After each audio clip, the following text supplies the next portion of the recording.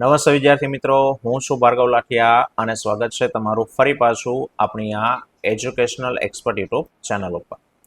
બરાબર, તો મિત્રો આજના આપણા વિડીયોમાં ગાલા અસાઇનમેન્ટ પેપર સેટ 2026 બરાબર ધોરણ 10નું વિષય વિજ્ઞાન અને ટેકનોલોજીનું પ્રશ્નપત્ર નંબર 3 જેનું આપણે સોલ્યુશન જોઈએ છીએ, જેનો ઓલરેડી વિભાગ એ જે છે એ આવી ગયેલો છે. તમે ન જોયો હોય તો નીચે લિંક આપેલી છે, ત્યાં જઈને જોઈ શકો છો. બરાબર, તો આજના વિડીયોમાં આપણે વિભાગ બી નું સોલ્યુશન કરવાના છીએ. ચાલો તો શરૂઆત કરીએ વિભાગ બી માં. પહેલો પ્રશ્ન છે કે ભાઈ તેલ તેમજ ચરબીયુક્ત ખાદ્ય પદાર્થની સાથે નાઇટ્રોજન વાયુ શા માટે ભરવામાં આવે? 2 માર્ક્સ માટે મોસ્ટ આઈએમપી સવાલ છે, સ્વાધ્યાયમાં પણ આપેલો છે. તો કે પહેલા વ્યાખ્યા લખવાની. તેલી કે ચરબીયુક્ત ખોરાકને જો લાંબો સમય સુધી હવામાં ખુલ્લો રાખતા એમાં જે તેલ છે, ચરબી છે, એનું ઓક્સિડેશન થાય અને ઓક્સિડેશન થવાથી એનો સ્વાદ અને એની ગંધ છે તે બદલાઈ જાય. એટલે કે પદાર્થ ખોરો થઈ ગયો, જેને રેન્સિડિટી કહેવાય. આ ક્રિયા એને ખોરાપણું કહેવાય. હવે સાહેબ, તેલ કે ચરબીયુક્ત ખોરાકમાં થતું ખોરાપણું અટકાવવા માટે તેમાં ઓક્સિડેશનનો પ્રતિકાર કરે એવા પદાર્થો ઉમેરવામાં આવે છે. બરાબર, જેને એન્ટીઓક્સિડન્ટ પદાર્થો કહેવાય. અને આ ઉપરાંત ખોરાકને હવા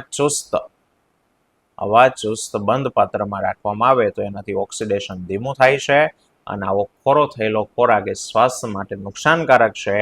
એટલા માટે બેગ તેલ કે ચરબીયુક્ત ખાદ્ય પદાર્થોમાં બેગમાં નાઇટ્રોજન વાયુ ભરવામાં આવે છે.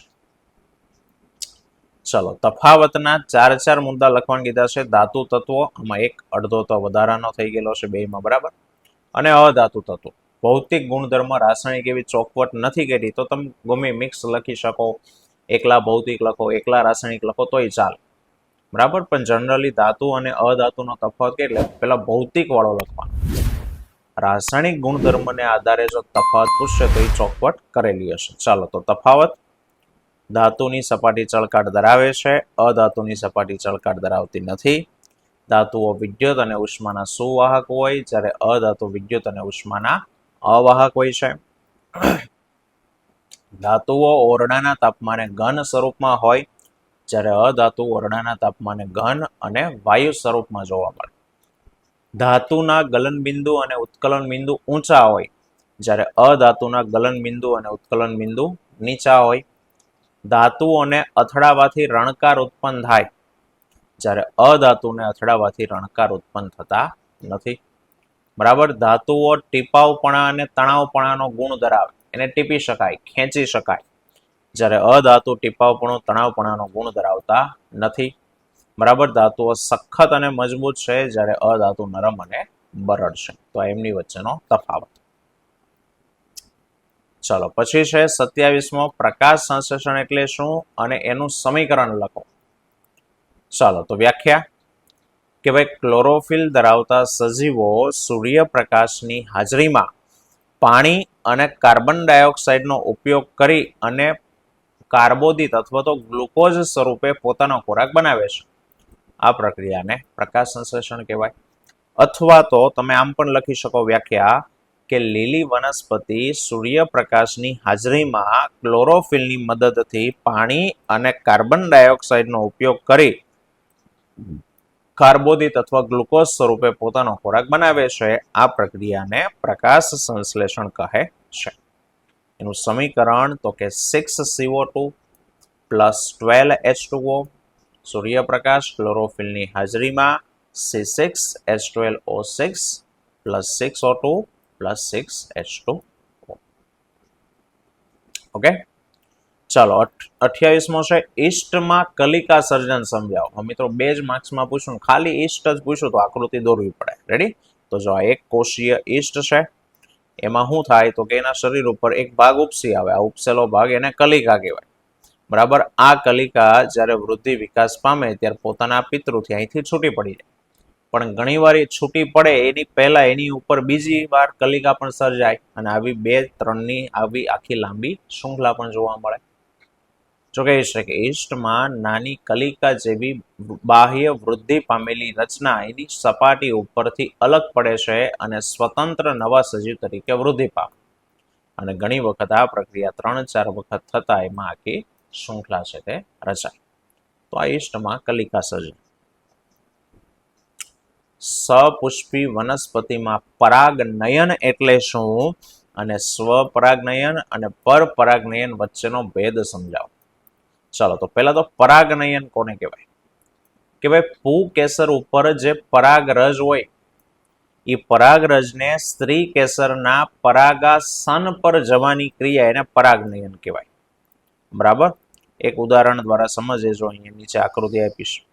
હવે આ આકૃતિમાં આ જે વચ્ચેનો આખો ભાગ છે, આ ભાગ આ આખો સ્ત્રી કેસર છે. બરાબર, આ સાઈડમાં જે પીળા દેખાય છે એ પુંકેસર છે. એમાં અહીંયા ઉપરના ભાગે પરાગરજ હોય. એ નાની નાની રજ ત્યાંથી ઉડી અને અહીંયા આવે એટલે આને કહેવાય પરાગનયન. કોઈ પણ કારણોસર આવે, પાણી દ્વારા, પવન, મધમાખી, ભમરો, પતંગિયું, બરાબર, કેટલાક પ્રાણીઓ, એના લીધે થાય તો આ બધાને પરાગરજના વાહકો કહેવાય. હવે સાહેબ પરાગરજને પુંકેસર પરનો જે ભાગ છે એ પરાગાશય છે. ત્યાંથી સ્ત્રી કેસરનો ઉપરનો ભાગ એને કહેવાય પરાગાસન. બરાબર, એના ઉપર જવાની ક્રિયાનું નામ છે પરાગનયન. હવે એના બે પ્રકાર, સ્વપરાગનયન અને પરપરાગનયન. સ્વપરાગનયન કોને કહેવાય તો કે સાહેબ એક જ ફૂલ હોય અને એક જ ફૂલના પુષ્પના પુંકેસરની પરાગરજ તે જ પુષ્પના, ચલો આ એક ફૂલ છે આકૃતિમાં, બરાબર, આ એક ફૂલ, આ ફૂલના પુંકેસરની પરાગરજ તે જ પુષ્પના સ્ત્રી કેસરના પરાગાસન પર જાય તો એને સ્વપરાગનયન. પોતાના પુષ્પમાં પરાગનયન છે. બરાબર, તો જો કહે છે પુંકેસરની પરાગરજ તે જ પુષ્પના સ્ત્રી કેસરના પરાગાસન પર જવાની ક્રિયા એને સ્વપરાગનયન કહેવાય. અને પરપરાગનયન તો કે સાહેબ બે અલગ અલગ પુષ્પ, અલગ અલગ મીન્સ કે છે એક જ પ્રકારના પુષ્પ, છોડ એક છોડના બે ફૂલ હોય અથવા તો એક જ પ્રકારની વનસ્પતિનો બે છોડ હોય. એવી રીતના સમજો ભાઈ ગુલાબનો એક છોડ, તો એ છોડ ઉપર આવેલા બે ગુલાબના ફૂલ, અથવા તો એક ગુલાબનો છોડ અહીંયા છે, બીજો ગુલાબનો છોડ બીજી જગ્યાએ છે, બેયની ઉપર ગુલાબનું ફૂલ છે. હવે એમાં એક ફૂલના એક પુષ્પના પુંકેસરની પરાગરજ ત્યાંથી બીજા પુષ્પના સ્ત્રી કેસરના પરાગાસન ઉપર જાય તો એને કહેવાય પરપરાગનયન. પુંકેસરની પરાગરજ બીજા પુષ્પના સ્ત્રી કેસરના પરાગાસન પર જવાની ક્રિયા એને કહેવાય પરપરાગનયન. રેડી? તો આ બે વચ્ચેનો મેન ડિફરન્સ. સ્વમાં એકનો એક છોડનું એક જ ફૂલ હોય, જ્યારે પરપરાગનયનમાં એક છોડના બે અલગ અલગ પુષ્પો અથવા તો બે અલગ અલગ છોડ, પણ એ બે અલગ છોડ એક જ પ્રકારની વનસ્પતિના, એના બે ફૂલ વચ્ચે થાય તો એને પરપરાગનયન કહેવાય. ચાલો, પછી છે આંખની સમાવેશન ક્ષમતા અને સ્પષ્ટ દ્રષ્ટિ અંતર. બેની વ્યાખ્યા આપવાની છે કે સમાવેશન ક્ષમતા એટલે શું, તો કે હું દૂરનું જોઉં કે નજીકનું જોઉં, બરાબર, મારી એ આંખ જે છે એ દૂર અને નજીક બેયનું મને સ્પષ્ટ જોઈ શકાય એ માટે જે લેન્સ છે ને એ લેન્સને જાડો પાતળો કરવાની ક્ષમતા. નજીકનું જોવો તો એ સ્પષ્ટ દેખાય છે, દૂરનું જોવો તો પણ સ્પષ્ટ દેખાય છે. સાહેબ આવું કેમ શક્ય બને તો કે સાહેબ આંખનો જે લેન્સ છે ને એ લેન્સ જાડો પાતળો થાય. જ્યારે દૂરનું જોવો ત્યારે લેન્સ પાતળો થાય, નજીકનું જોવો ત્યારે લેન્સ જાડો થાય. તો જો વ્યાખ્યા આપીશું કે નજીકની તેમજ દૂરની વસ્તુનું સ્પષ્ટ પ્રતિબિંબ નેત્રપટલ ઉપર રચાય અને તેને સ્વસ્થતાપૂર્વક, કોઈ પણ પ્રકારની ખલેલ પહોંચ્યા વગર સ્વસ્થતાપૂર્વક, આરામપૂર્વક અને સ્પષ્ટપણે જોઈ શકાય. એટલા માટે જરૂરિયાત મુજબ આંખના લેન્સની પોતાની કેન્દ્ર લંબાઈમાં ફેરફાર કરવાની ક્ષમતા એના આંખની સમાવેશન ક્ષમતા કહે છે. અને સ્પષ્ટ દ્રષ્ટિ અંતર કોને કહેવાય અથવા તો એને કહેવાય આંખનું નજીક બિંદુ કોને કહેવાય તો કે જે લઘુત્તમ અંતરે, ઓછામાં ઓછા અંતરે આંખના લેન્સ વડે તણાવ વગર વસ્તુને સ્પષ્ટ જોઈ શકાય. કે ભાઈ દૂરનું તો હાલો જ્યાં સુધી દેખાય એ દૂર બિંદુ થયું, અને નજીકનું તમને ક્યાં સુધીનું તણાવ વગર દેખાય એને કહેવાય નજીક બિંદુ. સ્પષ્ટપણે તણાવ ત્યારે આવે જ્યારે લેન્સ જાડો થાય, તો લેન્સને જાડો કર્યા વગર જ્યાં સુધીનું જોઈ શકાય એને કહેવાય નજીક બિંદુ અથવા તો સ્પષ્ટ દ્રષ્ટિ અંતર. 31મો સવાલ 2 માર્ક્સ માટે મોસ્ટ આઈએમપી કે ભાઈ વાહકનો અવરોધ કઈ બાબતો ઉપર આધાર રાખે છે? તો વાહકનો અવરોધ 4 બાબત પર આધાર રાખે. પહેલું છે કે ભાઈ વાહક તારનો અવરોધ એ તારની લંબાઈના સમપ્રમાણમાં, કે જેમ લંબાઈ વધુ એમ અવરોધ વધારે, એટલે લખ્યું છે કે ભાઈ આર ચલે છે એલ. બીજું, વાહક તારનો અવરોધ તેના આડછેદના ક્ષેત્રફળના વ્યસ્ત પ્રમાણમાં, કે તાર જેટલો જાડો એટલો એનો અવરોધ ઓછો. આડછેદના ક્ષેત્રફળના વ્યસ્ત પ્રમાણમાં, ક્ષેત્રફળ વધુ તો અવરોધ ઓછો. ત્રીજું, વાહકનો અવરોધ તારના તાપમાનના સમપ્રમાણમાં, વાહકના તાપમાનના સમપ્રમાણ, જેમ ટેમ્પરેચર વધે એમ અવરોધ વધે. અને ચોથી બાબત, તારના દ્રવ્યની જાત ઉપર આધાર રાખે છે. આ 4 બાબતો પર અવરોધ આધાર રાખે. ચાલો દાખલો આપ્યો છે કે ભાઈ 20 ઓહમ અવરોધ ધરાવતી ઇસ્ત્રી છે. ચલો તો હું આપ્યું છે આપણને, અવરોધ આપ્યો છે આર બરાબર 20 ઓહમ, જે આપ્યું એ લખી નાખવાનું. પછી આપ્યું છે 5 એમ્પિયર પ્રવાહ ખેંચે છે, તો પ્રવાહ આપ્યો છે આઈ બરાબર 5 એમ્પિયર. તો તમને કહે છે કે 30 સેકન્ડમાં, એટલે એ સમય છે, સમય ટી બરાબર 30 સેકન્ડમાં ઉત્પન્ન થતી ઉષ્મા શોધો. ચલો તો ઉષ્મા એટલે શું છે? એચ ગોતવાનું, હીટ ઓફ એનર્જી. બોલો તો આ બધા વચ્ચેના સંબંધનું સૂત્ર શું છે ઉષ્મા ઉર્જા વાળું? તો કે સાહેબ એચ બરાબર I square R T. Ready? લખ્યું છે સૂત્ર એચ બરાબર આઈ સ્ક્વેર આર ટી. મૂકી દો એની અંદર કિંમત. આઈ કેટલો આપ્યો છે? તો કે 5, તો 5 નો વર્ગ ગુણ્યા અવરોધ કેટલો છે 20 ગુણ્યા સમય છે 30, 5 નો વર્ગ 25 ગુણ્યા 20 ગુણ્યા 30, એટલે થશે 15,000 જૂલ. 15,000 એને બીજું શું કહેવાય? 15 કિલો જૂલ. ઓકે. 33મો, ચુંબકીય ક્ષેત્રમાં મૂકેલા વિદ્યુત પ્રવાહ ધારિત સળિયા ઉપર કઈ સ્થિતિમાં મહત્તમ ચુંબકીય બળ લાગે અને કઈ સ્થિતિમાં બળ લાગે નહીં? યાદ રાખજો, બળ ક્યારે મહત્તમ લાગે? જ્યારે તારમાંથી પસાર થતા પ્રવાહની દિશા અને તાર પર રહેલું ચુંબકીય ક્ષેત્ર, આ બેયની દિશા એકબીજાને લંબ હોય.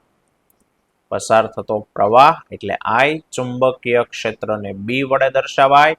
આ બેયની દિશા પરસ્પર જ્યારે લંબ હોય ને ત્યારે જે બળ છે એ બળ મહત્તમ લાગે, મેક્સિમમ. અને જે દિશામાં પ્રવાહ પસાર થતો હોય, જો એ જ દિશામાં ચુંબકીય ક્ષેત્ર હોય, મીન્સ કે બે સમાંતર હોય અથવા પ્રતિ સમાંતર, પ્રવાહ આ દિશામાં જતો હોય, ચુંબકીય ક્ષેત્ર વિરુદ્ધ દિશામાં હોય, બે એકબીજાને પ્રતિ સમાંતર હોય, ત્યારે આવા કિસ્સામાં જે બળ લાગે ને એ બળ 0, અથવા તો એવું કહી શકો કે બળ લાગે નહીં. રેડી? જો લખ્યું છે, જ્યારે વાહક સળિયામાંથી વહેતા વિદ્યુત પ્રવાહની દિશા અને ચુંબકીય ક્ષેત્રની દિશા પરસ્પર લંબ હોય ત્યારે મહત્તમ બળ લાગે. અને બીજું, જ્યારે સળિયામાંથી વહેતા પ્રવાહની દિશા ચુંબકીય ક્ષેત્રની દિશા એક સમાન હોય અથવા તો પરસ્પર વિરુદ્ધ હોય ત્યારે સળિયા ઉપર બળ લાગે નહીં. 34, જૈવિક વિશાલન વિશે ટૂંકમાં સમજાવો. કે ભાઈ નિવસન તંત્રના સજીવો પોતાની ખોરાકની જરૂરિયાત માટે એકબીજા ઉપર આધાર રાખીને આહાર શૃંખલા બનાવે. એક સજીવ બીજાને ખાય, બીજો ત્રીજાને ખાય, આ રીતે આખી લાંબી આહાર શૃંખલા બને. હવે ઈ આહાર શૃંખલામાં જો કોઈ જૈવ અવિઘટનીય પદાર્થ આવી જાય, એવો પદાર્થ કે જે સડતો નથી, તો શું થશે? જેમ જેમ ખોરાક ઉપર જશે ને એમ ઈ અવિઘટનીય પદાર્થ દરેક સ્તરે ઈ સંગ્રહ પામતો જાય. અને જેમ જેમ ઉપર જાય એમ એનું પ્રમાણ વધતું જાય. કારણ કે એનું સડતું નથી, એ વિઘટન નથી થતો, તો એ ક્રમશઃ ઉપર તરફ જતા એની સાંદ્રતા વધે, એને જૈવિક વિશાલન કહેવાય. આહાર શૃંખલા દ્વારા ઉર્જા અને પોષક તત્વો ક્રમશઃ ઉપરના સ્તરે વહન પામે. બરાબર? હવે પ્રશ્ન એ થાય કે સાહેબ અવિઘટનીય પદાર્થો આવ્યો ક્યાંથી?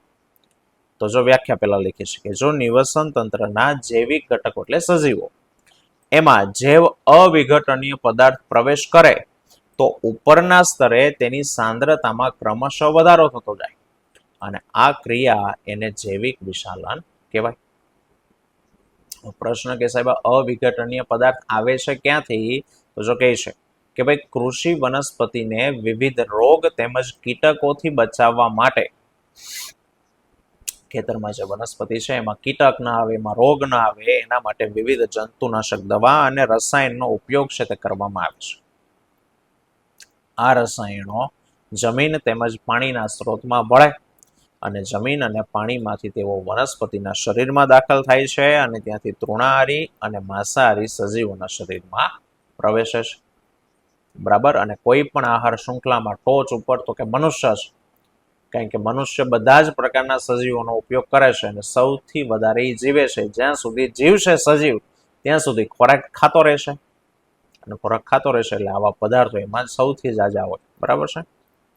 જો કહે છે કે આવા રસાયણો જૈવ અવિઘટનીય હોવાથી દરેક પોષક સ્તરે તેની સાંદ્રતામાં ક્રમશઃ વધારો થતો જાય, જેને જૈવિક વિશાલન કહેવાય.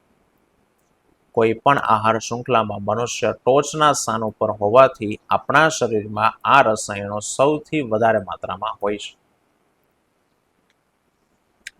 35મો તફાવત આપો જૈવિક ઘટકો અને અજૈવિક ઘટકો. જૈવિક જેનું વિઘટન થઈ જાય, જેનું વિઘટન નથી થતું એ અજૈવિક. લખ્યું છે નિવસન તંત્રના બધા જ સજીવો એનો જૈવિક ઘટકોમાં સમાવેશ થાય. બરાબર. નિવસન તંત્રના બધા જ નિર્જીવોનો અજૈવિક ઘટકોમાં સમાવેશ થાય અને એના ઉદાહરણો ઉત્પાદકો, ઉપભોગી, વિઘટકો એ બધા સજીવો છે. તાપમાન, વરસાદ, ભેજ, પવન, જમીન, પ્રકાશ, ખનિજ તત્વો, ઠંડી, ગરમી, આબોહવા, પર્વત, ખડકો આ બધું અજૈવિક છે. 36 મનુષ્યમાં રુધિરના બેવડું પરિવહન સમજાવો. ચલો એના માટે અહીંયા એક આકૃતિ દોરું કે ભાઈ ધારી લો કે આપણું હૃદય છે. બરાબર. જેના 4 ખાનાઓ, જેમાં આવડું આ ડાબું કર્ણક, નીચેનું ડાબું ક્ષેપક, આ ઉપરનું જમણું કર્ણક, નીચેનું જમણું ક્ષેપક, અહીંયા છે ફેફસા, એટલે સાઈડમાં છે પણ આપણે અહીંયા દર્શાવીએ ફેફસા, અને નીચે શરીરનું કોઈ અંગ છે. હવે હૃદયમાંથી ફેફસામાંથી રુધિર આવ્યું,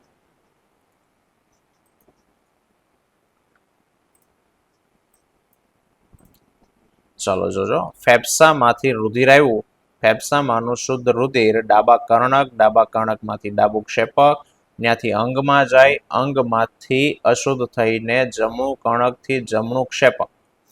ટૂંકમાં કહેવાનો અર્થ છે કે આપણા શરીરનું એ જે રુધિર છે, બરાબર, આ રુધિર ફેફસામાંથી આવ્યું હતું અને ફરી પાછું એ ફેફસા સુધી પહોંચે ને ત્યાં સુધી હૃદયમાં 2 વખત આવ્યું. શુદ્ધ થયેલું હતું એ પણ પહેલા હૃદયમાં આવ્યું અને અશુદ્ધ થયું અંગમાં એ પણ શુદ્ધ થવા ફેફસામાં જાય ને પહેલા પાછું હૃદયમાં આવે. તો આમ આખું એક ચક્ર પૂરું થાય ત્યાં સુધીમાં રુધિર હૃદયમાંથી કેટલી વાર પસાર થાય તો કે 2 વાર. લખ્યું છે મનુષ્યમાં દરેક ચક્ર દરમિયાન રુધિર હૃદયમાંથી 2 વખત પસાર થાય, જેને રુધિરનું બેવડું પરિવહન કહેવાય. આ બેવડા પરિવહનની વ્યાખ્યા છે. અને આવું શું કામ જરૂરી છે તો કે મનુષ્યના શરીરમાં વધુ ઉર્જાની જરૂરિયાત હોય છે અને એટલા માટે ઓક્સિજનનો વધુ પુરવઠો મેળવવા માટે બેવડું પરિવહન જરૂરી છે. ઘરેલું પરિપથમાં ફ્યુઝ અને અર્થિંગ વાયરનું મહત્વ સમજાવો. કે સાહેબ ફ્યુઝ અને અર્થિંગ વાયરનું શું મહત્વ છે તો કે ફ્યુઝ તમામ ઘરેલું પરિપથમાં ફ્યુઝ એ એક મહત્વનો અને સુરક્ષાનું સાધન છે. તે શોર્ટ સર્કિટ અને ઓવરલોડિંગને કારણે થતા નુકસાનો જેવા કે આગ લાગવી, શોક લાગવો વગેરે જેવી ઘટનાથી આપણને બચાવે છે. બરાબર છે. પરિપથમાં પ્રવાહનું મૂલ્ય અમુક મર્યાદા કરતા વધી જાય તો જે ફ્યુઝનો વાયર છે પીગળી જાય એ જરૂરી છે અને એટલા માટે ફ્યુઝ વાયર એ નીચા ગલન બિંદુ વાળો ટૂંકો અને પાતળો ટીન પ્લેટેડ તાંબાનો તાર છે તે હોય છે. એનું મહત્વ કે પરિપથમાં જ્યારે પ્રવાહ વધારે આવશે ને ત્યારે આ ફ્યુઝ વાયર શું થશે તો કે પીગળી જશે અને પરિપથમાં પ્રવાહ આગળ જશે નહીં. અર્થિંગ વાયર તો કે સાહેબ લીલા રંગનું અવાહક આવરણ ધરાવતો વાયર એને અર્થિંગ વાયર કહેવાય. તેનો ઉપયોગ તો કે ખાસ કરીને ધાતુનું આવરણ ધરાવતા હોય એવા વિદ્યુતના સાધનોમાં સુરક્ષાના સંદર્ભે વાપરવામાં આવે છે. જેમ કે આ કોમ્પ્યુટર છે એનું સીપીયુ ધાતુથી બન્યું છે, બરાબર. એવા કોઈ પણ ટેબલ ફેન છે સાધનો, બરાબર, એમાં ધાતુની સપાટી વાળું હોય તો ત્યાં અર્થિંગ ન આવે, એટલા માટે અર્થિંગ વાયરનો ઉપયોગ કરવામાં આવે. આ અર્થિંગ વાયરને સાધનોની ધાતુની સપાટી સાથે જોડવામાં આવે છે અને વિદ્યુત સાધનોમાંથી લીક થયેલો જે પ્રવાહ છે એ સહેલાઈથી જમીનમાં જતો રહે, અને તે માટે અર્થિંગ વાયર એ ઓછા અવરોધ વાળો માર્ગ પૂરો પાડે છે, બરાબર. તો મિત્રો આ તો આપણો વિભાગ બી નું સોલ્યુશન. આવતા વિડીયોમાં ફરી પાછા મળીશું. ત્યાં સુધી જય હિન્દ, જય ભારત.